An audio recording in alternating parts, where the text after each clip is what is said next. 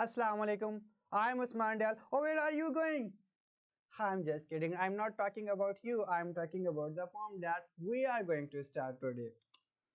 इसका राइटर कौन है? W.H. Auden, जिसने नाइट में लिखी. इसके बारे में हम पहले भी पढ़ चुके हैं. He moved to Birmingham in childhood. He visited Germany, Iceland and China, and also he took part in Spanish Civil War.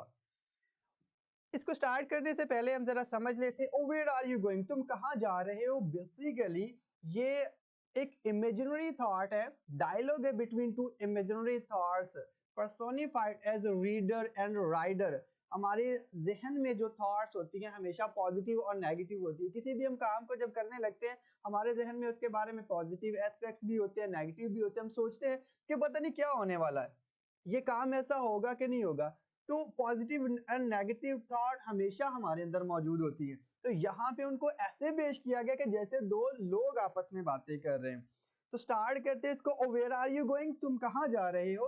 Said reader to rider, मुतालिया करने वाले ने राइडर घुड़सवार से कहा तो तुम कहाँ जा रहे हो. ये सोच है. दैट वैली, वो जो वादी है, इज फैटल, वो जानलेवा है, वो मुहलिक है. Where furnaces burn, जहां आग की बत्तियां जलती हैं. यानी कि जिस रास्ते पर तुम जा रहे हो वो इसको डिस्करेज करने की कोशिश कर रहा है कि अपना सफर जारी ना रखो, वहां पे आग की बत्तियां जलती हैं. यंडर्स, दूर. द मेडन, गंदगी के ढेर हैं. हुज ऑर्डर्स, जिसकी बदबू जो है विल मैडन, वो इतनी बुरी है कि इंसान उसको अगर सूंघ ले तो वो पागल हो जाएगा. सो अपना सफर जो है वो जारी ना रखो. दैट गैप, वहां पे बड़ा सा एक गड्ढा भी है, गड़ा भी है. इज द ग्रेव, वो एक कब्र की मानद है. वेयर द टॉल रिटर्न, जहां पे बड़े बड़े बहादुर लोग हैं वो वापस आ जाते. तो तुम कहां पे जा रहे हो, अपना सफर जारी ना रखो. और डू यू इमेजिन, क्या कभी तुमने तसव्वुर किया. सैड फेरर टू फेरर, उस दहशत ज़दा ने, डरे हुए ने, फेरर उस मुसाफिर से कहा. ये वही है जो पहले रीडर और राइडर है, अब यहाँ पे फेरर और फेरर है. दैट डस्क, वो जो अंधेरा है, विल डिले, वो ताखीर कर देगा. ऑन योर पाथ टू पास, उस रास्ते से जहां से तुमने गुजरना है. इस पॉइंट में बहुत ज्यादा एलिटेशन इस्तेमाल की गई है. देखिए इसमें पास साउंड जो है उसको रिपीट किया गया है. योर डिलीजेंट लुकिंग, तुम्हारी जो वुसत है, जो तेज देखने की ताकत है. डिस्कवर द लैकिंग, उसमें कमी वाकया हो जाएगी क्योंकि उस आगे बहुत ज्यादा अंधेरा है. इसको दूसरी सेंस में भी हम ऐसे ले सकते हैं. योर डिलीजेंट लुकिंग, जो तुम बड़े ज़हीन नजर आ रहे हो, बड़े चालाक नजर आते हो. डिस्कवर द लैकिंग, इसमें कमी वाकया हो जाएगी, तुम्हें आगे जाके पता चलेगा कि तुम बहादुर नहीं हो, तुम बुज़दिल हो. योर फुटस्टेप्स, जो तुम्हारे जो कदम हैं, feel from granite to grass, वो पत्थरों से चलते हुए घास तक पहुंचेंगे. अब ग्रेनाइट टू ग्रास, यहाँ पे अगेन एलिट्रेशन इस्तेमाल की गई है. एलिट्रेशन क्या है वो आगे जाके हम इसको डिस्कस भी करेंगे. अब यहाँ पे साथ साथ हमारी जिंदगी का भी कहीं ना कहीं बताया गया ग्रेनाइट टू ग्रास में कि हमारी जिंदगी में उतार चढ़ाव आते रहते हैं, खुशियां भी होती हैं, गम भी होते हैं. तो वो कहता है तुम्हारे रास्ते में बहुत ज्यादा जो प्रॉब्लम्स हैं वो आप फेस करने जा रहे हो. What was that bird? वो परिंदा क्या था. Said horror to hearer, सुनने वाले से दहशत ज़दा ने कहा. अब यहाँ वहां पे जो रीडर था और जो राइडर था, इसी तरह फेरर और फेरर था, यहाँ पे हॉरर एंड हियरर करके उनको बता दिया. Did you see that shape, क्या तुमने वो चेहरा देखा है. इन द ट्विस्टेड ट्रीज, वो जो बल खाते वो जो मुड़े हुए दरख्त हैं आगे आने वाले, वहां पे एक भयानक सा चेहरा था.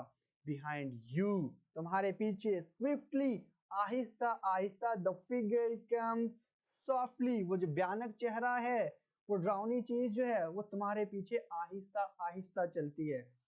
The spot on your skin, तुम्हारे चेहरे के ऊपर जो निशान है, द शॉकिंग डिसीज, एक हैरत अंगेज बीमारी की अलामत है. यानी वो कहना ये चाह रहा है कि तुम तो इतने बहादुर भी नहीं हो, बीमार शख्स हो, और तुम कैसे इन सारी चीजों का सामना करने जा रहे हो. तो इन तीन स्टेंजास में एक थॉट जो है इंसान को अपना सफर जारी रखने से रोकती है, उसको डरा रही है कि तुम्हारे रास्ते में आग की बत्तियां हैं, गड़े हैं, बदबू है और बड़े डरावने चेहरे आने वाले हैं. सो अपना सफर जो है उसको जारी ना रखो.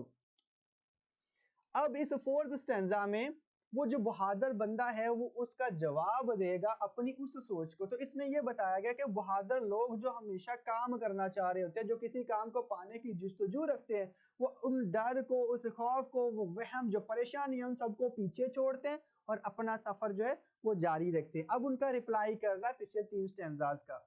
आउट ऑफ दिस हाउस, मेरे रास्ते से हट जाओ, या मेरा जो दिल है, मेरे अंदर जो वसवसे उन्हें कह रहा है कि दफा हो जाओ, निकल जाओ मेरे रास्ते से। Said rider to reader. अब मुसाफिर कह रहा है, किसको कह रहा है? रीडर को। पहले स्टैंजे में यही था ना, सेड रीडर टू राइडर। तो अब राइडर जवाब दे रहा है रीडर को, yours never will, yours never will, तुम्हारी जो ख्वाहिश है, तुम्हारा जो मकसद है, नेवर विल, कभी पूरा नहीं होगा। सेड फेरर टू फेरर, उस मुसाफिर ने दहशत ज़दा से कहा कि तुम्हारी जो ख्वाहिश है, तुम्हारा जो मकसद है वो पूरा नहीं होगा। They are looking for you, कहता है ये जितने डर, जितने खौफ, वहम है, ये सारे तुम्हारे लिए, यानी कि ये बुज़दिल लोगों के लिए है। बहादुर बंदे के लिए ऐसी चीजें जो है कि वो कोई मायने नहीं रखती। सेड हेयर टू हॉरर, सुनने वाले ने दहशत ज़दा से, खौफ ज़दा बंदे से कहा कि they are looking for you, वो तुम्हारा इंतजार करेंगे। मैं एक बहादुर बंदा हूँ, मैं करेजियस हूँ, मैं बोल्ड हूँ, मैं हमेशा स्टेप लेने वाला बंदा हूँ। They are not waiting for me. As he left them there, जैसे वो उनको वहां पे छोड़ता है, as he left them there, जैसे वो उनको वहां पे छोड़ता है और अपने सफर को जारी रखता है, अपनी मंजिल की तरफ गामजन होता है। जिस इसके थीम जो है इसको हम डिस्कस कर लेते हैं। इसका थीम ये है, over thinking can leave you behind while others go forward in life। यानी कि किसी काम को करने के लिए आप बहुत ज्यादा जब सोच विचार कर लेते हैं, उसके नेगेटिव एस्पेक्ट्स को ही डिस्कस करते रहते हैं, तो आप उस काम को पूरा नहीं कर पाते, आप उसको स्टार्ट भी नहीं करते, जबकि दूसरे लोग जो है वो लीड ले जाते हैं। People mostly discourage. हाँ, दूसरा मोस्ट इंपॉर्टेंट इसका थीम ये है कि पीपल मोस्टली डिस्करेज, वो आपको हमेशा हौसला शिकनी करेंगे, वो आपको हमेशा डराएंगे, तुमसे नहीं हो पाएगा, तुम नहीं कर सकते, यही लोग मोस्टली करते हैं। लेकिन जो करने वाले होते हैं वो कहते हैं okay, these things are for you, I can do. Brave people make their own way. बहादुर लोग जो होते हैं, करेजियस जो होते हैं, वो हमेशा अपना रास्ता खुद बनाते हैं, लीविंग द फेयर्स बिहाइंड, उन सारी चीजों को पीछे छोड़ते हुए। तो आगे इसमें कौन कौन सी लिटरेरी डिवाइसेस, लिटरेरी टेक्निक्स इस्तेमाल की गई और इसका एक्सरसाइज जो है उसको हम अगले वीडियोस में देखते हैं। अल्लाह हाफिज।